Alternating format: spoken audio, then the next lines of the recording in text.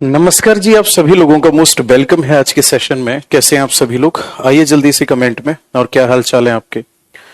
जितने भी नए स्टूडेंट हमारे साथ जुड़े हुए हैं मैं उनको बताना चाहूंगा, ये हमारा सेकंड सेशन है ज्योग्राफी सब्जेक्ट का।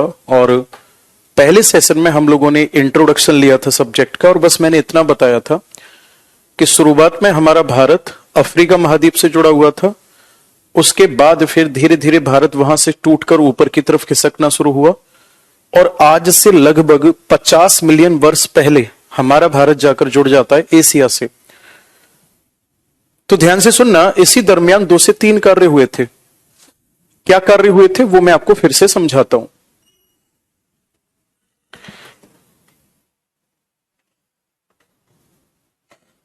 देखो ध्यान से,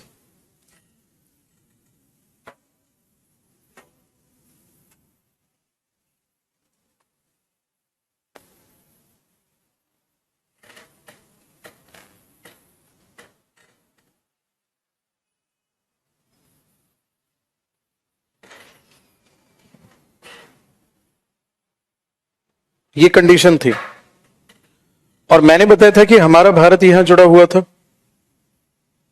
हाँ या ना। ये तो है आपका अफ्रीका, और ये है आपका इंडिया। अब जैसे ही हमारा भारत यहां से अलग हुआ, अलग होने के बाद यहां पे एक रीयूनियन हॉटस्पॉट था।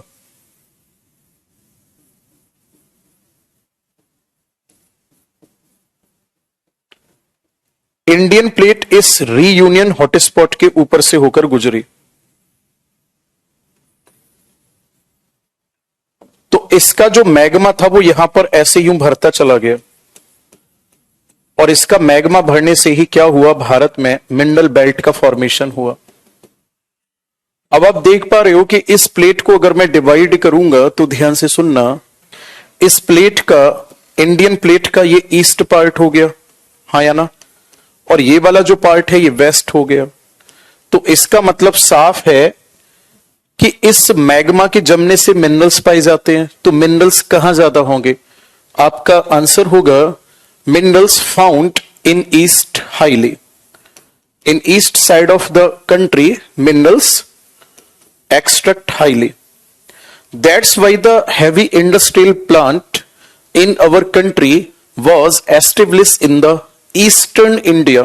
You know about Durgapur, Bhilai, Raurkela, right? भाई भारत में मिनरल्स पूर्व की तरफ ज्यादा हैं। यही कारण है कि भारत में औद्योगिकीकरण जब शुरू हुआ तो उस दरमियान पूर्व की तरफ भारी उद्योग लगाए गए, लौह संयंत्र लगाए गए। बात समझ आ रही है? और आगे बढ़े तो प्लेट सीधी जाके यहां टकराई। पहले स्टेप में क्या होता है भाई साहब? पहले स्टेप में मिनरल बेल्ट बन रही है, क्लियर है जी। दूसरे स्टेप में ध्यान से सुनना, दूसरे स्टेप में क्या होता है, इंडियन प्लेट यहां जाके टकराती है, और यहां टकराने के बाद ध्यान से सुनना, हिमालय जैसा माउंटेन बनकर तैयार हो जाता है। हिमालय जैसा माउंटेन बनकर तैयार हो गया। बात समझ आ रही है? अब होता क्या है, जब ये प्लेट यहां टकराई, ध्यान से सुनना, इंडियन प्लेट जब यहां टकराई तो पता है कैसे टकराई है? इंडियन प्लेट जैसे यूं टकराई, देखो ऐसे प्लेट जाके यूं टकरा रही है, तो प्लेट का ये वाला कॉर्नर तो नीचे दब गया यूं, मतलब ऐसे यूं बैंड हो गई। ये वाला कॉर्नर तो ऐसे यूं नीचे दब गया, ये हिस्सा ऊपर की तरफ उठ गया, राइट। मतलब समथिंग लाइक कुछ ऐसे यूं, ये तो ऊपर की तरफ दब गया, मतलब उठ गया। ये है पश्चिमी भाग, और ये भाग थोड़ा नीचे की तरफ यूं धसक गया। बात समझ आ रही है? ये भाग क्या हो गया? नीचे की तरफ धसक गया। मैं इस चीज को दूसरे तरीके से बताता हूं क्या हुआ इंडियन प्लेट के साथ जब टकराई। तो भैया हुआ कुछ यूं कि जैसे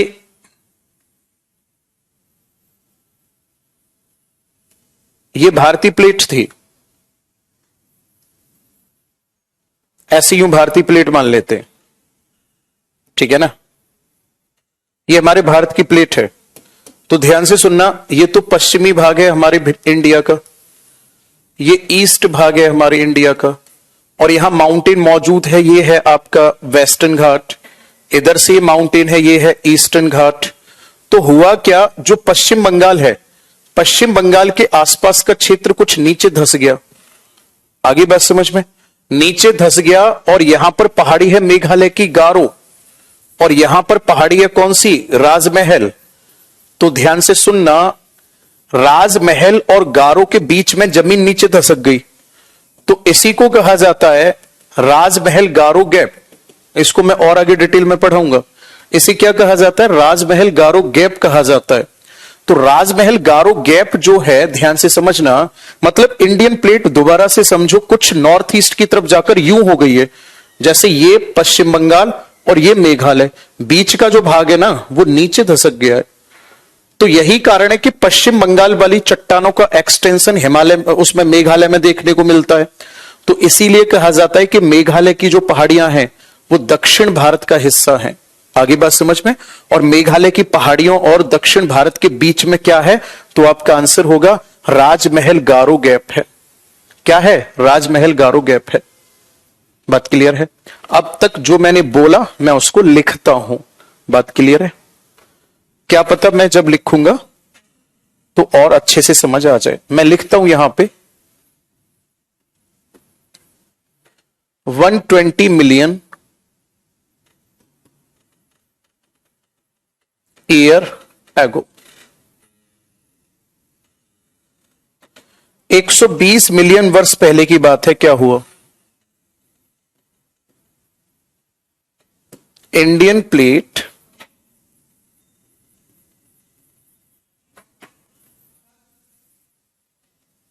split from Africa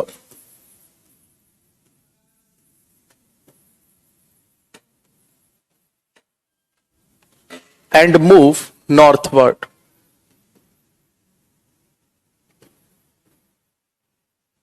ठीक है ना, यही तो बताया था मैंने। इसमें हुआ क्या, भारतीय प्लेट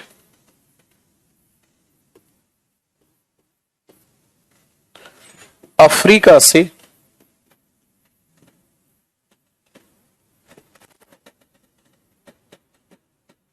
अलग होकर किधर गई,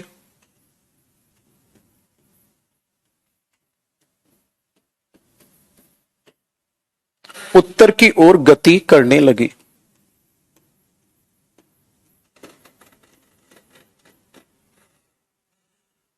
क्लियर है जी।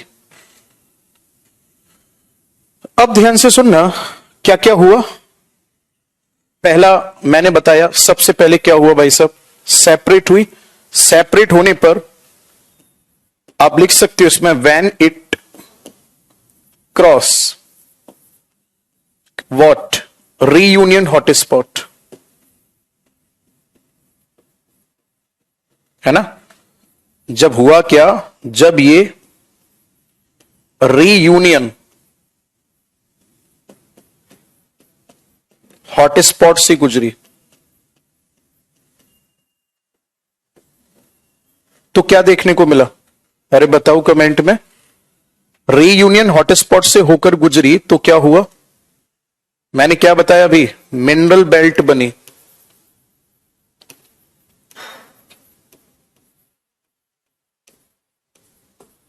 राइट।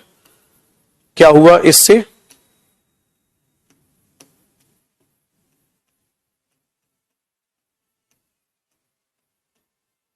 खनिज पेटी का निर्माण हुआ।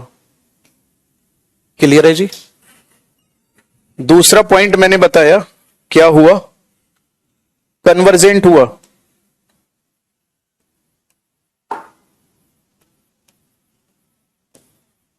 Converge with Eurasia. राइट। ये प्लेट किससे टकराई, यूरेशिया से।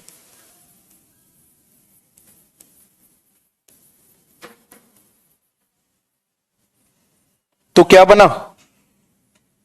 हिमालय बना।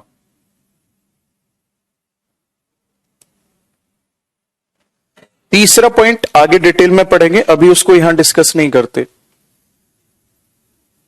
पहले सच सच बताओ ईमानदारी से, जो मैंने बोला वो समझ आया नहीं आया, मैं आगे बढ़ सकता हूं क्या, जल्दी से बताओ। ठीक है ना। और ये बनी है किधर, ईस्ट टू वेस्ट, यानी कि ईस्ट में जो मिनरल्स हैं वो कैसे हैं, ज्यादा हैं। क्लियर है जी? ईस्ट में जो मिनरल्स हैं वो कैसे हैं? ज्यादा हैं।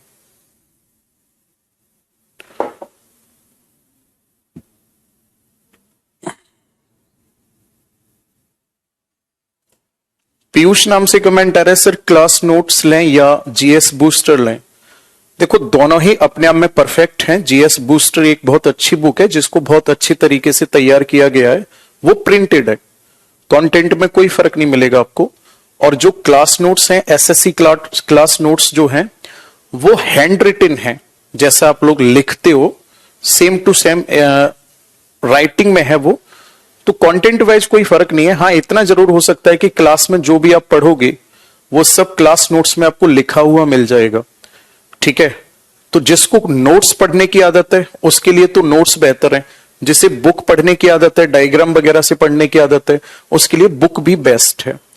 चूज आपने करना है, दोनों में से कोई भी ले लो, हेल्पफुल होगी। आगे बढ़ जाए। अब आप बहुत अच्छा पढ़ाते हो, अच्छा थैंक यू। ठीक है, चलिए आगे बढ़ते हैं। फाइनली हमें यह पता चल गया कि हमारा इंडिया पहले कहां था, फिलहाल में कहां है। हमें यह भी पता चल गया भारत को किस किस नाम से जाना जाता है। अब चलिए ध्यान से सुनते हैं। अब इंडिया का मैप बनाते हैं और वहां पे कुछ पॉइंट को सीखना शुरू करते हैं, राइट? चलो, एक भाई का कमेंट आ रहा है एशिया से नहीं टकराई। मेरे दोस्त एशिया और यूरोप जो है,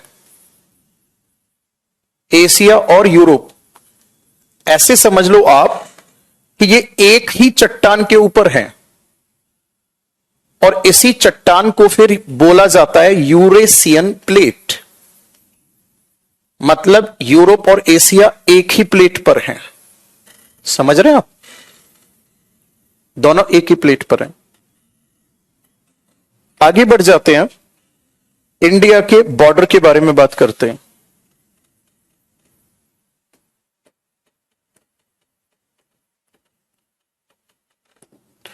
बॉर्डर ऑफ इंडिया, इसे हिंदी में कहा जाता है भारत की सीमा।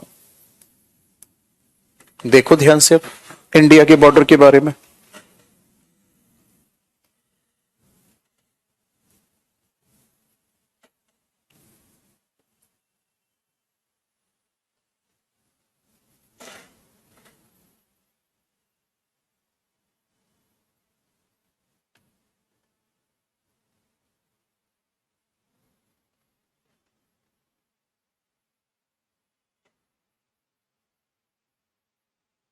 ये हमारा इंडिया है और आपको अच्छे से पता है कि अगर हम अपने इंडिया के बॉर्डर की बात करेंगे तो देखो ध्यान से, हमारे भारत में यहां पर यह पूरा का पूरा जलीय भाग है, आपको अच्छे से पता है।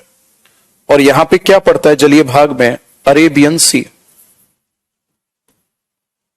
यहां पर है जी अरब सागर। यहां पड़ती है बंगाल की खाड़ी और नीचे वाला भाग जो है इसको हम नाम दे देते हैं क्या? आंसर होगा आपका इंडियन ओशियन, आया ना? और यहां पर हमारा एक यूनियन टेरिटरी है आरपी की प्लेगो की शेप में, जिसे हम बोलते हैं अंडमान निकोबार। क्लियर है जी?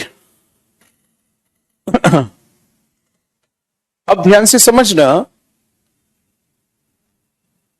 हमारे इंडिया के पास लैंड बॉर्डर भी है और हमारे इंडिया के पास वाटर बाउंड्री भी है। फायदा क्या दोनों का? लैंड बॉर्डर जो है वो हमें प्रॉपर सिक्योरिटी प्रोवाइड करता है।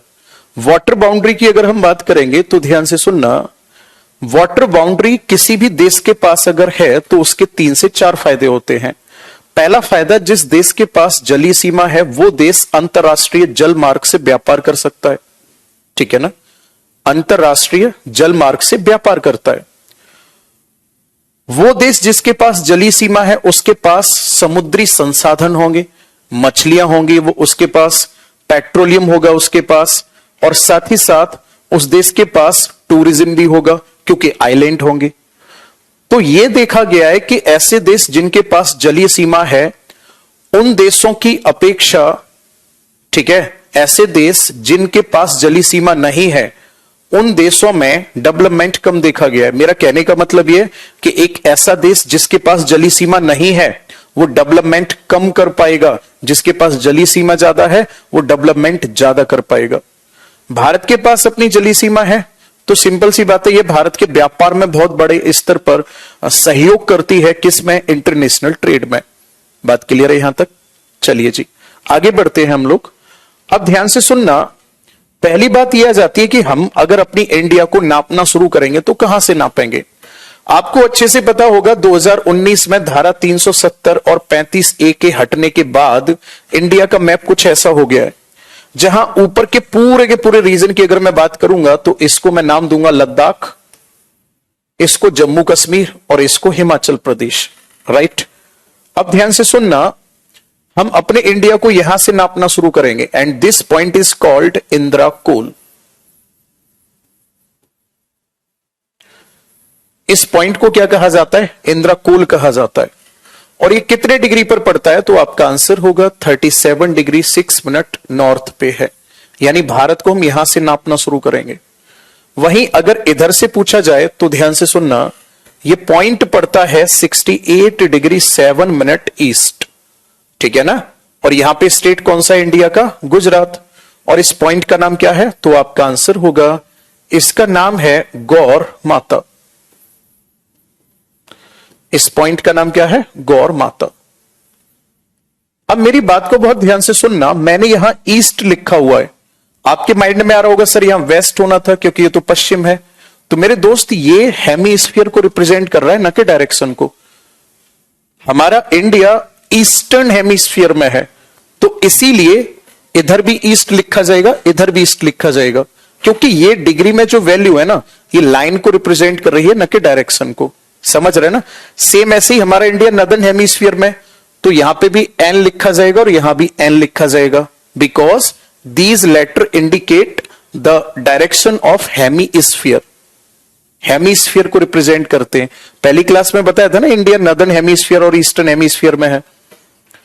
अब मैं अगर बात करूंगा, ध्यान से सुनना, इस वाले पॉइंट की, तो ये वाला पॉइंट है 97 डिग्री 25 मिनट ईस्ट, और ये कहां पड़ता है? अरुणाचल प्रदेश में। और इसका नाम क्या है? किबिथु। इसका नाम क्या है? किबिथु। मैं इनके नाम भी लिख देता हूं इधर, ध्यान से सुनना। मैंने क्या बताया है? इंडिया का north most point,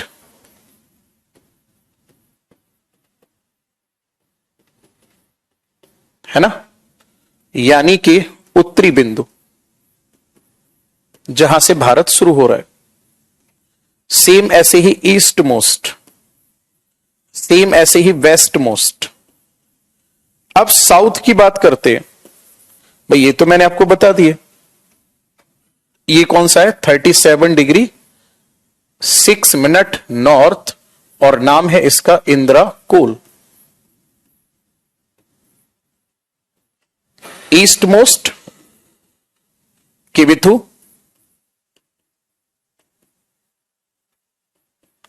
waste most Gaur Mata. अब ध्यान से सुनना, साउथ पे ना दो तरीके से पूछा जाता है। एक तो पूछा जाएगा आपसे साउथ पॉइंट ऑफ मेनलैंड, ठीक है मेरे दोस्त, साउथ पॉइंट ऑफ मेनलैंड, यानी कि आपसे पूछा जाएगा मुख्य भूमि का,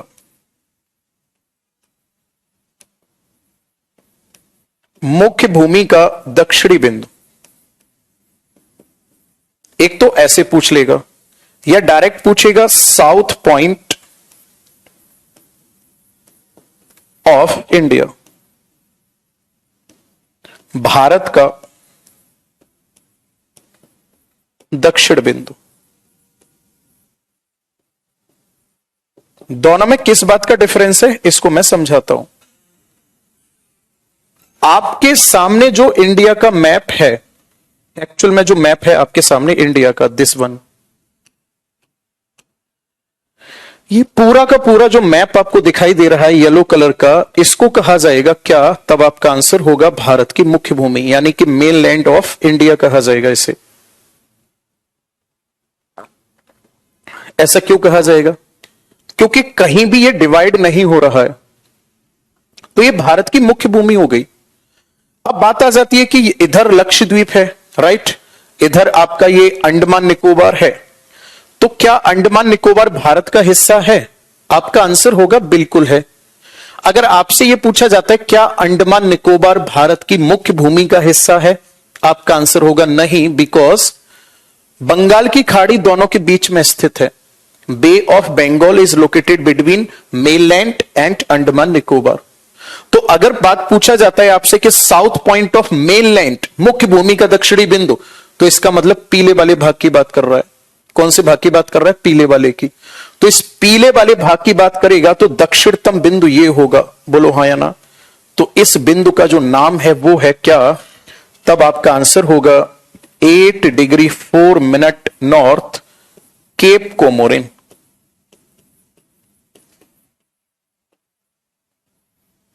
और एक कहां पड़ता है?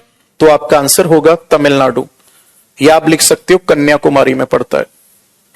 और जब वो ओवरऑल बात करें कि साहब भारत का सबसे दक्षिणी बिंदु कौन सा होगा, दैट मीन्स फिर तो हमारा इंडिया यहां तक फैला हुआ है, बोलो हाँ या ना। तो फिर ये वाला पॉइंट होगा, और इस पॉइंट को कहा जाता है इंदिरा पॉइंट। इस पॉइंट को क्या कहा जाता है? Indira point, 6 degree 4 minute north. तो इस वाले क्वेश्चन का आंसर क्या होगा? इसका आंसर होगा इंदिरा पॉइंट। और ये कहां पर है? ये है ग्रेट निकोबार पे। तो दक्षिण बिंदु का आंसर क्या होगा, ये डिपेंड करेगा क्वेश्चन पे कि वो डायरेक्ट इंडिया का पूछ रहा है या इंडिया की मुख्य भूमि का पूछ रहा है। आप सारे लोग इसको नोट करेंगे और कमेंट में मुझे ये बताएंगे समझ आया नहीं आया।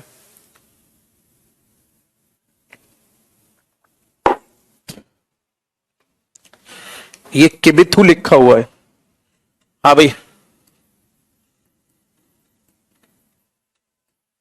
जल्दी बताओ डिफरेंस समझ आया नहीं आया। कंजूसी नहीं करते कमेंट में, चुपचाप बताते चला करो कि आया तो एकदम आया। जोश में रहा करो, एकदम लगना चाहिए कि देश के युवाओं, है ना, बॉर्डर पे भेज दिया तबाही मचा दोगे। क्यों? बहुत सिंपल सा है। मुख्य भूमि का पूछ रहा है तो केप कोमोरिन, और पूरे भारत का पूछ रहा है तो इंदिरा पॉइंट। बस इससे सिंपल क्या होगा? Where is Indira Point? Andaman Nicobar के ग्रेट निकोबार पर है इंदिरा पॉइंट। ठीक है, टेंशन ना लो, बहुत कुछ समझ आएगा। आप खुद अपने मुंह से कहोगे सर मजा आ गया, है ना। चलो आगे बढ़े। अब आगे बढ़ते हैं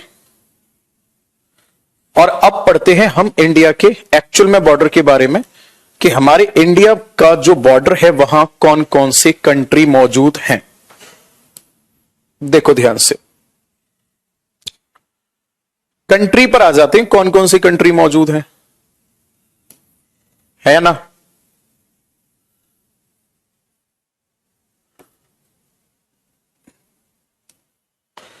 देखो जी,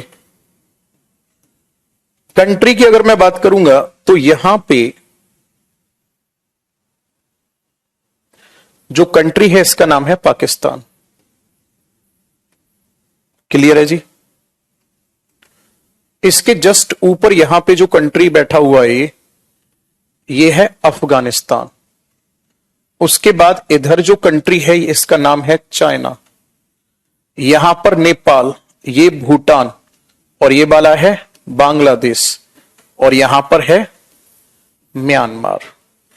क्लियर है। उसके बाद फिर यहां पर जो कंट्री है वो है श्रीलंका, और यहां जो कंट्री है उसका नाम है मालदीव। क्या नाम है? मालदीव। बराबर है।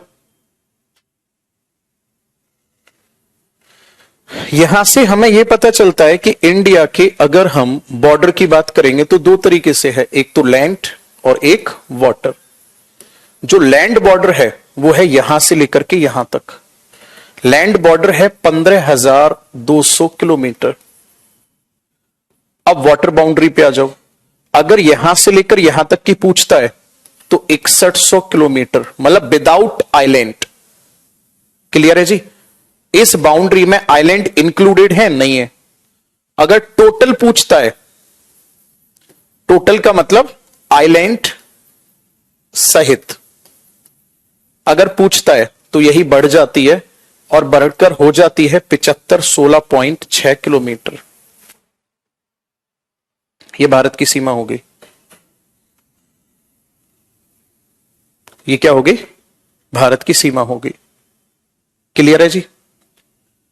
अब हमें करना क्या है, एक एक करके कंट्री को उठाना है और उसको पूरा डिटेल में पढ़ते चले जाना है कि इस देश के साथ क्या स्थिति है हमारे बॉर्डर पे। बात समझ में आ रही है?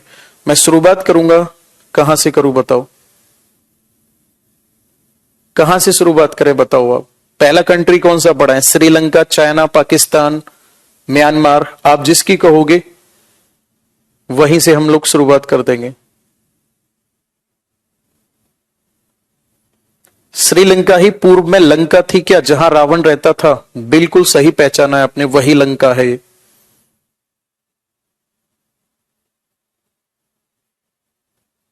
सिद्धार्थ कह रहे हैं कि सर पीओके को इंक्लूड कर दो। नहीं, जब पढ़ाएंगे तब इंक्लूड करेंगे, है ना? मैं शुरुआत कर रहा हूं चाइना से। चाइना से इसलिए क्योंकि जब चाइना समझ में आएगा तब समझ में आएगा कि पाकिस्तान क्यों ज्यादा कूदता रहता है, किसके दम पे।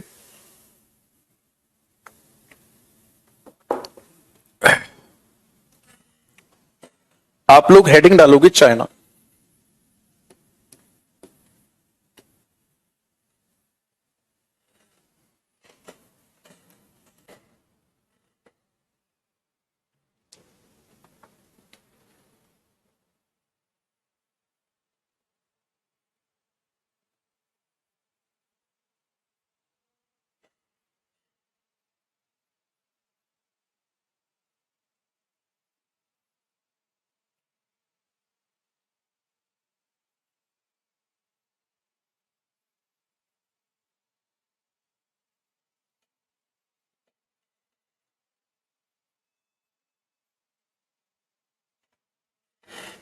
ठीक है जी? अब मेरी बात को बहुत ध्यान से सुनना।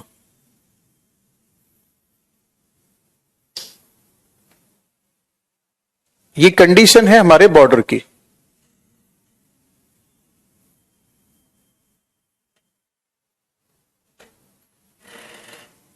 जो कंट्री है चाइना, वो कहां पर है? यहां स्थित है।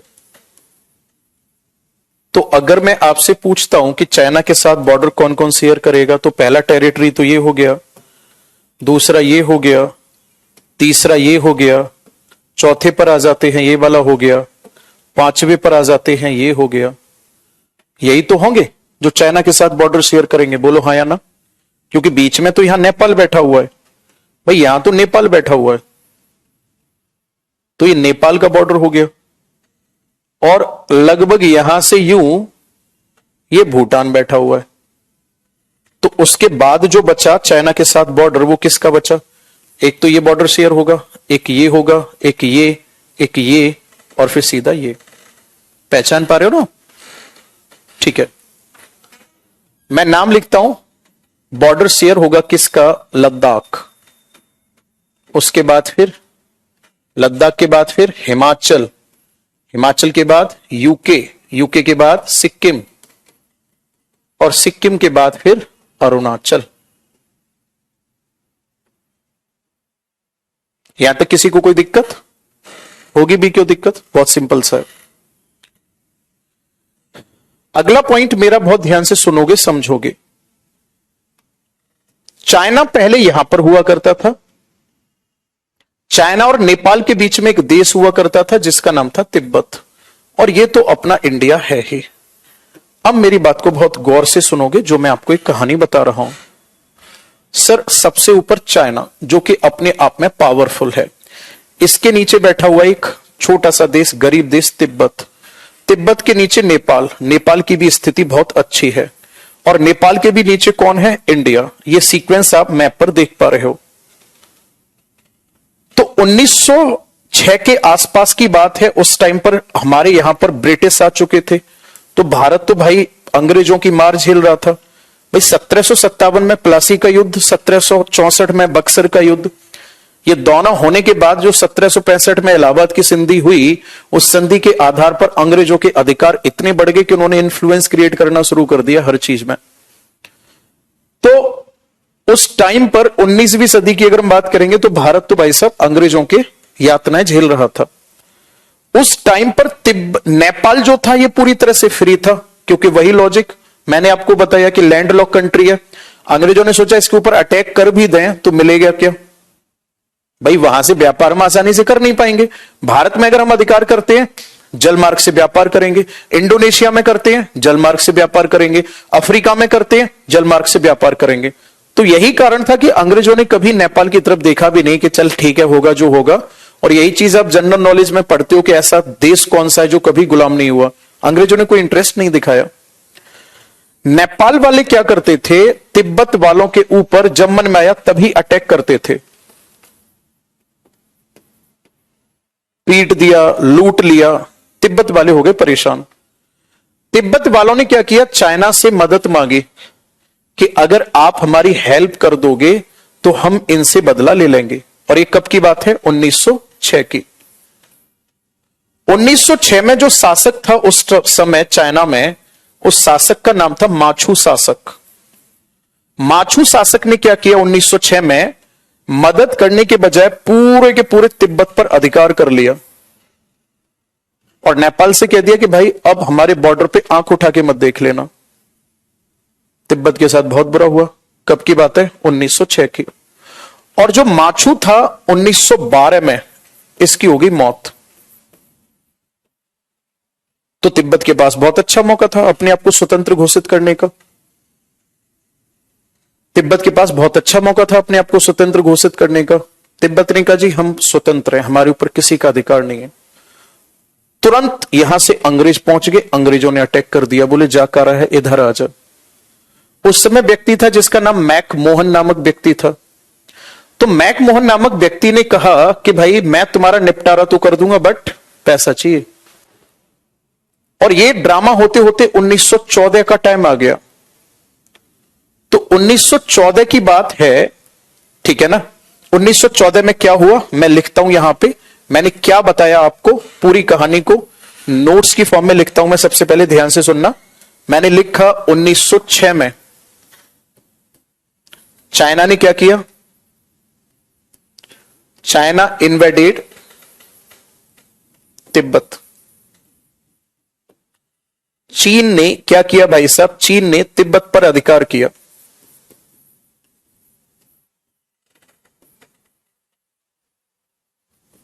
कब किया ये, 1906 में। 1912 में क्या हुआ, एम्परर मर गया। 1914 में क्या होता है, मैकमोहन ने कहा कि भाई तुम तीनों देश का मैं निपटारा कर दूंगा, मुझसे आकर मिलो शिमला में। और यहां पर एक कॉन्वेंशन करते हैं शिमला में, राइट, जिसे नाम देंगे शिमला समझौता। और जो शिमला समझौता होगा, इसी शिमला समझौता में हम सारे के सारे निर्णय क्लियर कर लेंगे। शिमला समझौता किसने करवाया, तो आपका आंसर होगा ये करवाया मैक मोहन ने। और मैक मोहन ने 3 देशों को इनवाइट किया। सबसे पहले भारत की तरफ से खुद, उसके बाद तिब्बत, और उसके बाद फिर चीन। इन्होंने क्या किया, तिब्बत को 2 भाग में विभाजित कर दिया, राइट। और 2 भाग में विभाजित करने के बाद आधा हिस्सा दे दिया चाइना को, ठीक है ना। चीन को क्या मिला, मैं लिख देता हूं यहां पे, आधा चीन को मिला।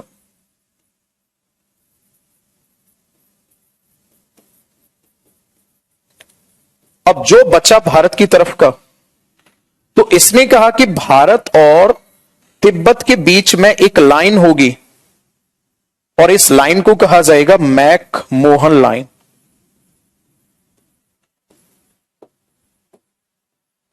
और एक कब की बात है, 1914 की। तो मैकमोहन लाइन खींच दी गई किस किस के बीच? आपका आंसर होगा भारत और तिब्बत के बीच। अब चाइना तो क्योंकि तिब्बत को अपना हिस्सा मानता था, चाइना का यह कहना था कि 1906 में ही हमारे पूर्वजों ने इस पर अधिकार कर लिया था, तो 1914 में हमें इससे क्यों अलग कर दिया गया? देखते देखते टाइम आ गया भाई साहब 1959 का, और 1959 में चाइना ने क्या किया, ध्यान से सुनना, China again invaded whole Tibet.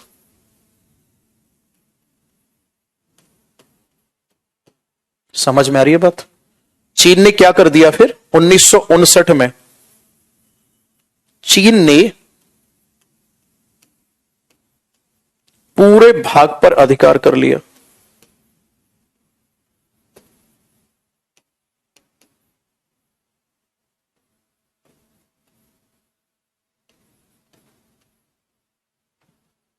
चीन ने कर लिया पूरे भाग पर अधिकार। तो इसका मतलब यह हुआ कि चाइना का बॉर्डर प्रेजेंट टाइम में कहां तक आ गया? चाइना का बॉर्डर आ गया यहां तक, ठीक है ना? चाइना का बॉर्डर आ गया यहां तक, कब? प्रेजेंट। तो प्रेजेंट में देखा जाए मैकमोहन लाइन फिर किस किस के बीच हुई? मैकमोहन लाइन होगी भारत और चीन के बीच। और यहां का जो तिब्बत का धर्मगुरु था दलाई लामा, यह भागकर हमारे भारत में आ गया। चाइना को यह वाली बात बुरी लगी और चाइना ने इंडिया पर अटैक कर दिया, और अटैक करने के बाद 1962 में भारत के इस वाले क्षेत्र पर अधिकार कर लिया, और इसी क्षेत्र को कहा गया फिर क्या? आपका आंसर होगा अक्साई चीन।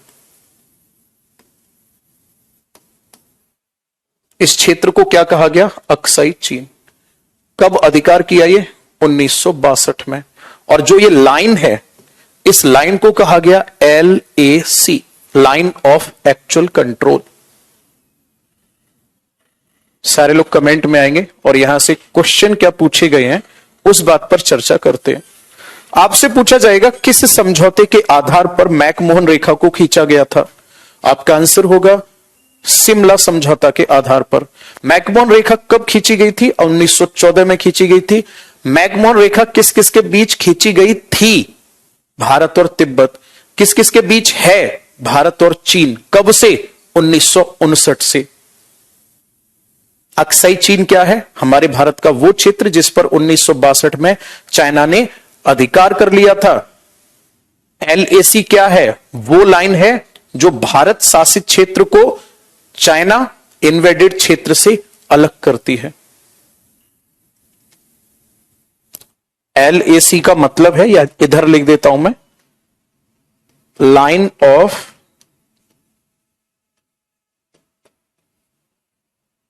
एक्चुअल कंट्रोल,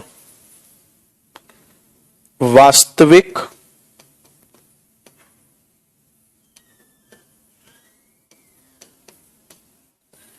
नियंत्रण रेखा। सारे लोग कमेंट में आएंगे और एक बार ये बताएंगे मुझे कि पूरी बात समझ आई या नहीं आई। यहां से मैंने जो भी कहानी के तौर पर आपको पढ़ाने की कोशिश की वो पूरा समझ आया नहीं आया? जल्दी से बताओगे, कमेंट फास्ट।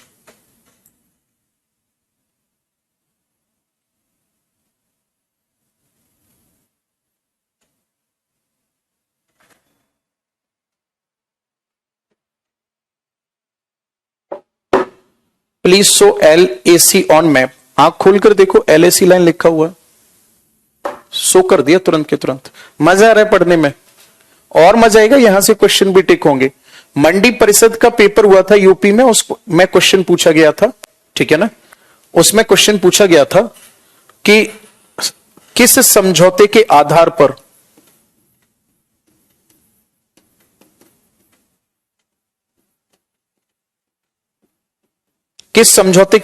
पर मैकमोहन रेखा को खींचा गया था? आपका आंसर होगा शिमला समझौता। आंसर क्या होगा आपका? शिमला समझौता। सूरज का सागर का कमेंट आ रहा है, फुल मजा। रोमित का कमेंट आ रहा है, क्रिस्टल क्लियर, वेरी गुड।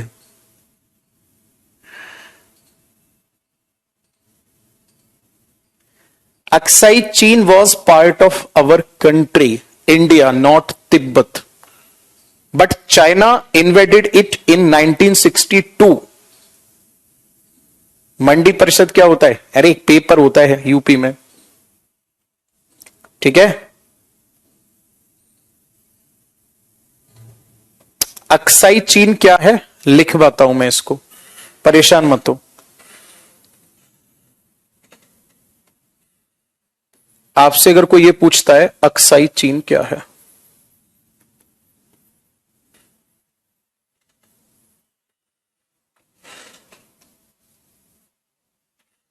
आपका आंसर होगा part of India.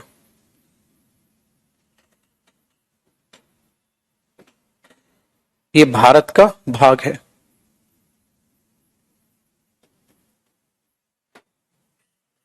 But invaded,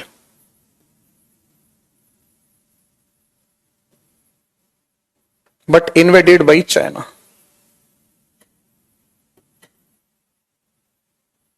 लेकिन चीन द्वारा अधिकृत है।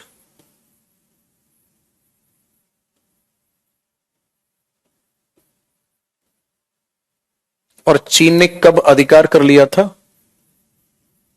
1962 में। और LAC लाइन क्या करती है? सेपरेट करती है इसे। किससे सेपरेट करती है? लद्दाख से। अब क्लियर हो गया है ना? LAC रेखा इसे लद्दाख से अलग करती है।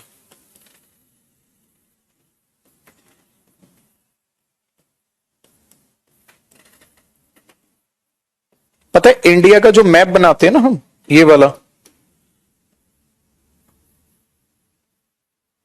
ऐसे जो इंडिया का मैप बनाते हैं, एक्चुअल में देखा जाए तो अभी इधर पीओके वाला क्षेत्र है, इधर अक्साई चीन वाला क्षेत्र है। आगे बात समझ में? तो ये क्षेत्र अभी हमारे अधिकार में है थोड़ी, लेकिन हाँ हमारे क्षेत्र है, इसलिए हम मैप ऐसा बनाते हैं। नहीं तो अगर आप ऐसा मैप बनाना चाहते हो जो भारत शासित क्षेत्र होगा, तो उसमें ये वाले आपको ऐसे ढकने पड़ेंगे, तब भारत शासित निकल कर आएगा। लेकिन भारत आज के टाइम पर जिस हिसाब से अपने आप को डेवलप कर रहा है, पूरा भरोसा एक दिन ये भी हमारा होगा और ये भी हमारा होगा। आगे बात समझ में? अब चलो, एक पॉइंट आपका क्लियर हुआ कि अक्साई चीन क्या है, किसका क्षेत्र है? भारत का है, ठीक है ना। अक्साई चीन किसका क्षेत्र है? भारत का क्षेत्र है। फिलहाल में इस पर किसका अधिकार चल रहा है? 1962 से, मैं लिख देता हूं यहां पे अधिकार, 1962 से आज तक इस पर भाई साहब अधिकार चल रहा है चाइना का। कौन सी रेखा इसे लद्दाख से अलग करती है? तो आपका आंसर होगा LAC जो लाइन है वो इसे लद्दाख से अलग करती है। बात क्लियर है यहां तक? अब इसके साथ हमारे क्या क्या डिस्प्यूट हैं? एक डिस्प्यूट बिहार SI के पेपर में पूछा गया था गलवान घाटी के नाम से। तो ये तो पहला डिस्प्यूट हो गया इसके साथ हमारा, चाइना के साथ। दूसरे डिस्प्यूट पर आते हैं, बहुत प्यारा टॉपिक है, ध्यान से सुनना। गलवान वैली।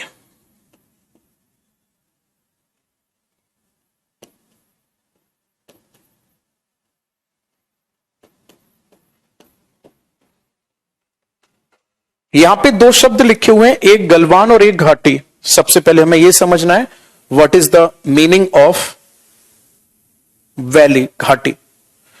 घाटी बेसिकली दो प्रकार से हम इसको इंडिकेट कर सकते हैं। एक होती है माउंटेनियस वैली, यानी कि पर्वतीय घाटी, और उसका मतलब होता है एक ऐसा समतल भाग जो कि दो पर्वतीय क्षेत्र के बीच में स्थित है। बात को बहुत ध्यान से सुनना। जैसे ये माउंटेन है, ये भी माउंटेन है, तो इनके बीच का जो भाग होगा इसे कहा जाएगा पर्वत घाटी, इसको कहा जाएगा माउंटेन वैली। जैसे आप जाते हो कुल्लू, जाते हो आप मनाली, जाते हो आप मसूरी, जाते हो, तो ऑलमोस्ट ये घाटी में ही स्थित हैं। जैसे हरिद्वार है वो भी घाटी में ही है। एक होती है फिर नदी घाटी।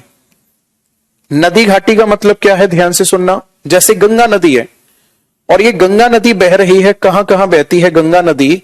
तो यूपी में जाती है, सॉरी, गंगा नदी उत्तराखंड से निकलती है, उसके बाद यूपी में जाती है, बिहार में जाती है, फिर झारखंड में जाती है, फिर पश्चिम बंगाल में जाती है, यानी टोटल 5 राज्यों में बहती है। तो ऐसी स्थिति में जो ये 5 राज्य हैं, यानी वो रास्ता जिन रास्तों से होकर के नदी बह रही है, इस रास्ते को कहा जाएगा गंगा नदी घाटी। आगे बात समझ में, इसे कहा जाएगा गंगा रिवर वैली।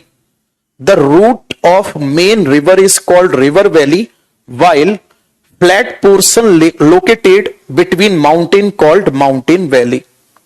तो पहले तो मैं यही समझना है कि गलवान वैली है कौन सी वैली, माउंटेन वैली है या फिर ये रिवर वैली है? तो आपका आंसर होगा रिवर वैली है। आगे बात समझ में, मैं लिखता हूं इस बात को यहां पे कि गलवान है क्या, तब आपका आंसर होगा गलवान इज अ रिवर।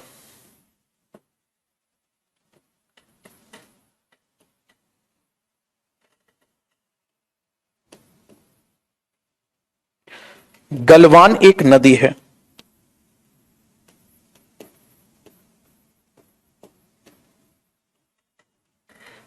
ठीक है जी। अब गलवान नदी है, तो गलवान नदी किधर से निकलती है और किधर जाती है, यह भी तो समझना पड़ेगा हमें। तो देखो ध्यान से, निकलती कहां से है ये गलवान नदी जो है, निकलती कहां से है? मैं इंडिया के मैप पर इस पूरे के पूरे रिवर सिस्टम को समझाता हूं, आपको बहुत अच्छे से समझ आएगा, थोड़ा सा सब्र रखो। देखो, अभी हमने क्या पढ़ा? हमने ये पढ़ा कि जो ये वाला क्षेत्र है, ये पूरा का पूरा क्षेत्र क्या कहलाता है? This region is called Aksai Chin. ये क्षेत्र क्या कहलाता है? अक्साई चीन। ठीक है भैया, इस क्षेत्र को कहा जाता है अक्साई चीन। अब ध्यान से सुनना मेरी बात को, ये पूरा का पूरा रीजन कौन सा है? चाइना का है। तो इस चाइना वाले रीजन से एक नदी निकलती है यहां से यूं, और ऐसे होते हुए यहां से यूं होते हुए इधर आ जाती है। और जो ये नदी है, इसी नदी को आप बोलते हो क्या? इसी नदी को आप बोलते हो सिंधु नदी। कौन सी नदी बोलते हो आप? सिंधु नदी। कोई दिक्कत यहां तक? अब ध्यान से सुनना अगला पॉइंट जो मैं बता रहा हूं। यहां पर 2 ग्लेशियर हैं। 2 ग्लेशियर कौन कौन से हैं? एक ग्लेशियर है जिसका नाम है, मैं इधर लिख रहा हूं, सियाचिन। सियाचिन ग्लेशियर। और एक ग्लेशियर है जिसका नाम है रीमो ग्लेशियर। 2 ग्लेशियर हो गए। जो रीमो ग्लेशियर है, इससे एक नदी निकलती है जिसका नाम है श्योक रिवर। पूरा बहुत ध्यान से समझना, कौन सी नदी निकलती है रीमो ग्लेशियर से? श्योक नदी। और सियाचिन ग्लेशियर से एक नदी निकलती है जिसका नाम है नुब्रा। जिसका नाम क्या है? नुब्रा। अब मैप पर देखते हैं कहां है ये। ध्यान से सुनना, जो रीमो ग्लेशियर है ये वाला, इस रीमो ग्लेशियर से ऐसे एक नदी निकलती है और यहां जाके मिल जाती है। किसमें? सिंधु में। तो ये जो पिंक कलर वाली रिवर है, इस रिवर का नाम क्या है? तो आपका आंसर होगा, इसका नाम है श्योक। क्या नाम है इसका? श्योक। और श्योक में 2 नदी आकर मिलती हैं। जो श्योक है, इसमें कितनी नदी आकर मिलती हैं? 2। ठीक है ना? ऊपर की तरफ से आकर मिलती है नुब्रा और इधर की तरफ से आकर मिलती है गलवान। नहीं समझ आया? एक और बार समझाता हूं, परेशान मत हो। देखो ध्यान से, कहने का मतलब यह है मेरा, जो मैं बताना चाह रहा हूं आपको मैप पर, ये जो नदी है, इस नदी का नाम है सिंधु। सही है? इस सिंधु नदी में ऊपर से एक नदी आकर मिलेगी, ऐसे यूं। इस नदी का नाम है श्योक। कोई दिक्कत यहां तक? अब श्योक नदी में इधर से एक नदी आकर मिल रही है जिसका नाम है गलवान। क्या नाम है? गलवान। और एक नदी ऊपर से आकर मिल रही है श्योक में, है ना। एक नदी कहां से मिल रही है? ऊपर से आकर के। इस नदी का नाम क्या है? नुब्रा।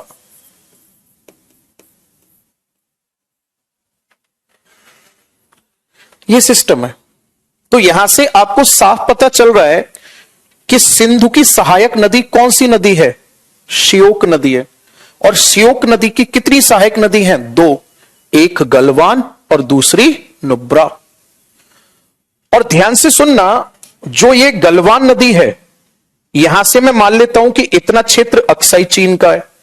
अरे देखो ना यहां मैप पे, तो यहां से साफ पता चल रहा है कि गलवान नदी पहली बात पूरब से पश्चिम की ओर बहती है, और ये विवादित क्षेत्र अक्साई चीन में होकर बहती है, उसके बाद फिर भारत शासित क्षेत्र में आ जाती है।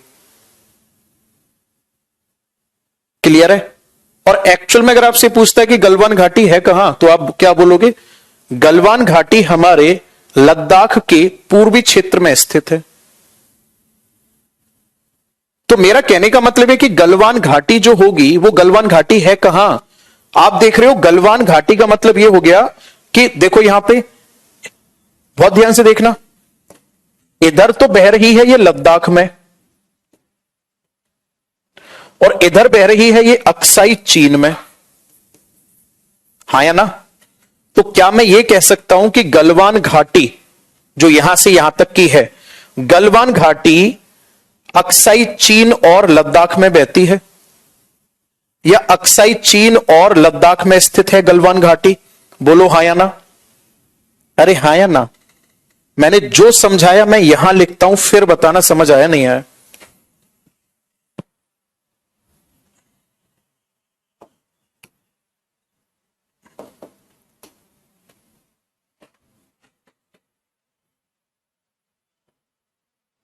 गलवान इज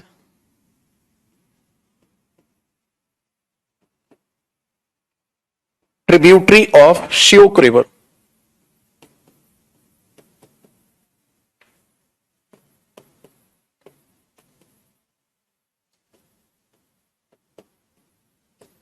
गलवान श्योक नदी की सहायक नदी है। ठीक है, अगले पॉइंट में, यह पूर्व से पश्चिम बहती है।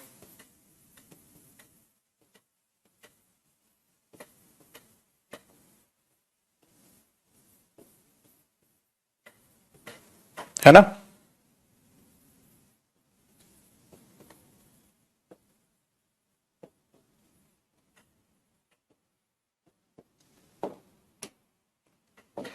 ये पूर्व से पश्चिम बहती है, और कहां कहां बहती है? लद्दाख में और अक्साई चीन में।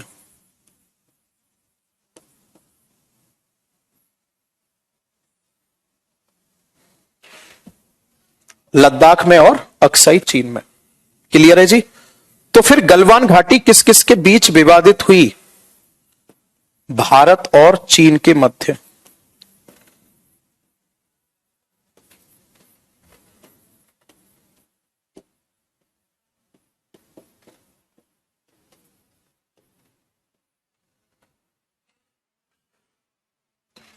अब नई चीज बताते हैं। हमें इतना पता चल गया कि गलवान घाटी भारत और चीन के बीच विवादित है।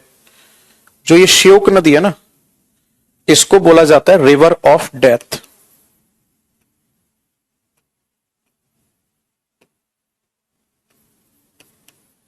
मौत की नदी कहा जाता है इसे।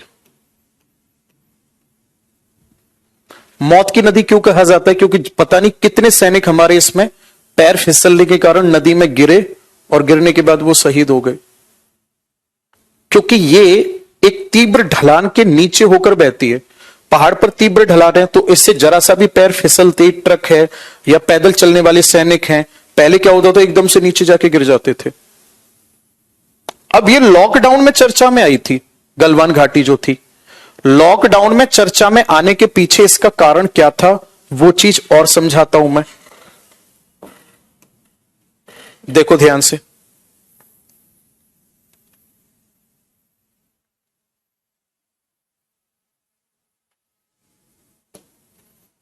फिर से समझा रहा हूं, टेंशन न लो, 4 बार समझा दूंगा। यहां से कौन सी नदी जा रही है, ये सिंधु। कौन सी नदी है ये, सिंधु। कोई दिक्कत किसी को यहां तक? ऊपर से कौन सी नदी निकल कर आई यहां से, ऐसे यूं, श्योक। नुब्रा से कोई लेना देना नहीं है, बाद में सीखेंगे नुब्रा के बारे में। अब भाई साहब आ जाते हैं गलवान के बारे में। गलवान ऐसे यूं बहती है, राइट। तो आपको अच्छे से पता है कि ये वाला जो क्षेत्र है कौन सा है, अक्साई चीन वाला। अब पता है क्या हुआ, चाइना ने क्या किया। चाइना ने वो क्षेत्र जो यहां चाइना में स्थित है, अक्साई चीन में है, यहां पर बनवाई है पक्की सड़क नदी के किनारे पर। यहां क्या बनवाई है, चीन ने पक्की सड़क बनाई।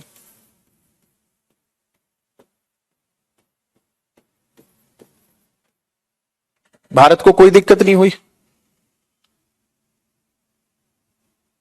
क्लियर है, भारत को कोई दिक्कत नहीं हुई। कहां पे बनाई है ये कौन सी नदी है, गलवान। अब आपको अच्छे से पता है इंडिया का यहां पर एक पॉइंट पड़ता है, इस पॉइंट को कहा जाता है क्या, दौलत बेग ओल्दी। इस पॉइंट को कहा जाता है दौलत बेग ओल्दी। भारत ने पता है कितना बढ़िया काम किया लॉकडाउन में। इंडिया ने क्या किया, ध्यान से सुनना, यहां से, इस जगह का नाम है दरबुक। इस दरबुक नामक स्थान से, यहां से यूं होते हुए, और ये सियोक नदी के सहारे सहारे यूं एक रोड बना दिया। और इस रोड का नाम है इसकी लंबाई है 255 किलोमीटर। और इस रोड को कहा जाता है, ध्यान से सुनना, दरबुक सियोक दौलत बेग ओल्दी रोड। इसको शॉर्ट में लिखा जाता है DSDBO रोड। तो पता है लॉकडाउन में चाइना क्यों यहां पे झगड़ा करने लग गया था, क्योंकि इंडिया ने जैसे ही यहां पे रोड बनाया, तो पहले जो भारतीय सैनिक यहां पैदल चलते थे, अब बहुत तेजी से सैनिक अपना टैंक भी ले जा सकते हैं, ट्रक भी ले जा सकते हैं। यानी भारत ने अपनी स्थिति को यहां मजबूत कर दिया। तो भारत पूरी तरह से रोड का निर्माण न कर पाए, तो यहां से इन्होंने फायरिंग करना शुरू कर दिया था। इधर गलवान घाटी वाले क्षेत्र से फायरिंग करना शुरू कर दिया था कि कोई झगड़ा हो जाए और ये रोड का निर्माण रुक जाए। मोरल ऑफ द स्टोरी ये है, यहां से निकलने वाले क्वेश्चन ध्यान से सुनो। पहला क्वेश्चन बहुत ध्यान से सुनना है आपको। गलवान क्या है, एक नदी है। गलवान किसकी सहायक नदी है, श्योक की सहायक नदी है। गलवान कहां से निकलती है, अक्साई चीन से निकलती है। गलवान कहां कहां बहती है, अक्साई चीन और लद्दाख में बहती है। किस किस के बीच, विवादित क्षेत्र में बहती है, भारत और चीन के बीच बहती है। अगर यह पूछा जाता है भारत ने DSDBO रोड कहां बनाया है, तो आपका आंसर होगा दरबुक नामक स्थान से दौलत बेग ओल्दी तक एक रोड बनाया है, जो कि श्योक नदी के किनारे किनारे बनाया है। इससे फायदा क्या है, इससे फायदा यह है कि भारत की चीन से विवादित क्षेत्र में स्थिति मजबूत हुई है। हमारी सेना को बेटर ट्रांसपोर्ट प्रोवाइड कराता है ये वाला रोड। जितने भी लोग हैं कमेंट में आ जाओ, आज इतना ही पढ़ाऊंगा। 2 मिनट में पूरा रिवाइज कर लेते हैं। आज हमने क्या क्या सीखा मैं बता देता हूं आपको। सबसे पहले हमने ये सीखा कि जब भारतीय प्लेट इधर की तरफ जा रही थी, तो सबसे पहले भारत के टूटने से एक तो मिनरल बेल्ट बनी है और एक हिमालय बना है, राइट। ईस्ट में मिनरल ज्यादा है, यही कारण है कि जो इंडस्ट्री है वो ईस्ट में लगाई गई है। यही बताया मैंने, कोई दिक्कत तो नहीं। चलिए अगले पॉइंट पर आ जाते हैं। फिर मैंने ये पॉइंट आपको लिखा भी दिए कि रीयूनियन हॉटस्पॉट की वजह से भारत में मिनरल बेल्ट पाई जाती है और हिमालय बना है। आगे मैंने बताया कि भारत कहां से शुरू होगा कहां तक होगा, north south east west point बताए मैंने आपको। फिर उसके बाद चाइना के बारे में हमने ये सीखा कि 1914 में मैकमोहन लाइन को शिमला समझौते के आधार पर खींचा गया। 1959 में चीन ने पूरे तिब्बत पर अधिकार कर लिया है। और फिर आगे मैंने बताया चीन के साथ क्या क्या विवाद है। पहला विवाद मैंने बताया अक्साई चीन, जो 1962 से आज तक चला आ रहा है। लद्दाख का क्षेत्र है, अधिकार चाइना ने कर रखा है, ठीक है। एलएसी लाइन इसको सेपरेट करती है। गलवान के बारे में मैंने साफ लिख रखा है, गलवान सियोक की सहायक नदी है, पूर्व से पश्चिम बहती है, लद्दाख और अक्साई चीन में बहती है। भारत और चीन के बीच विवादित है। सियोक नदी को मौत की घाटी कहा जाता है क्योंकि यहां कच्चा रास्ता हुआ करता था, और जो कच्चा रास्ता हुआ करता था उसी कच्चे रास्ते पे आज बीजेपी की सरकार ने बहुत जबरदस्त काम किया भाई साहब। रोड बना दिया सैनिकों के लिए, डीएसडीबीओ रोड 255 किलोमीटर का, कि अब कोई भी सैनिक हमारा नीचे नहीं गिरेगा रोड की वजह से। आगे बात समझ में। और यही कारण है कि यहां बॉर्डर पे चाइना ने तिल मिलाना शुरू कर दिया था। ईमानदारी से बताओ कितना समझ आया? खुश हो सारे लोग? सारे लोग खुश हो ना? एक एक करके सभी देशों के साथ हमारे जो भी विवाद हैं हम डिस्कस करेंगे। चाइना को पढ़ाए, भूटान को पढ़ेंगे, नेपाल को पढ़ेंगे, पाकिस्तान को पढ़ेंगे, सबको पढ़ेंगे एक एक करके।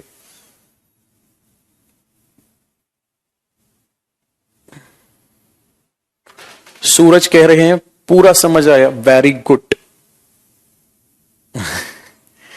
खुश हैं सर, टोटल समझ आया, क्रिस्टल क्लियर सर, सारा का सारा समझ आ गया।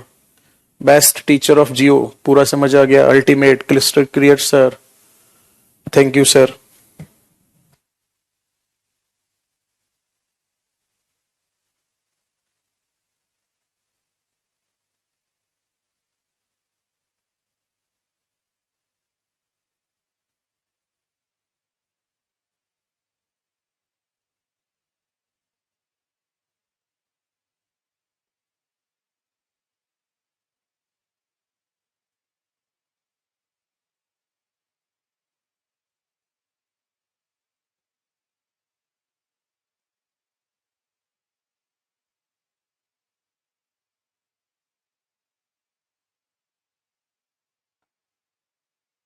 हाँ जी, बवाल पढ़ाते हो, सारा टाइम तो क्लास करने में ही निकल जा रहा है, तो ऐसे पढ़ाई करें सर प्लीज, कुछ टिप्स दीजिए। जो विवादित एरिया है उस पे यूएनओ कुछ बोलता नहीं है।